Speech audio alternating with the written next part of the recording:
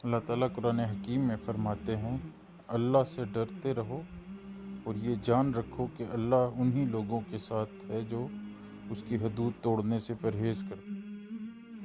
اللہ تعالیٰ قرآن حکیم میں ارشاد فرماتے ہیں کہ جو شخص اپنے اہل و عیال کے لیے محنت اور زحمت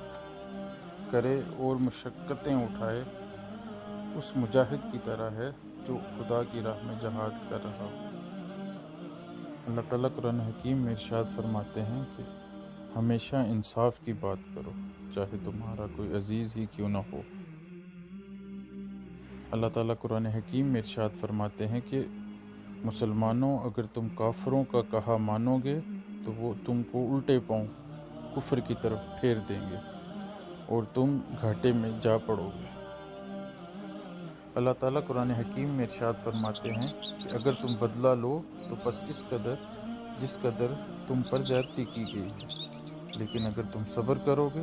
تو یقیناً صبر کرنے والوں کے حق میں بہتر۔ اللہ تعالیٰ قرآن حکیم میں فضول خرچی کرنے والوں کے بارے میں ارشاد فرماتے ہیں کہ وہ اللہ فضول خرچی کرنے والوں کو پسند نہیں کرتا۔ اللہ تعالیٰ قرآن حکیم میں نیکی اور بدی کے بارے میں ارشاد فرماتے ہیں کہ جو شخص اللہ کے پاس نیکی لے کر آئے گا اس کو 10 گنا ثواب ملے گا، اور جو کوئی بدی لے کر آئے گا اس کو بس اس کے برابر ہی بدلہ دیا جائے گا۔ اللہ تعالیٰ قرآن حکیم میں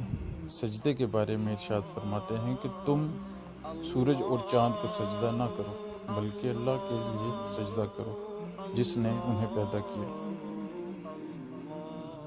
سبحان اللہ سبحان اللہ سبحان اللہ سبحان اللہ الحمد للہ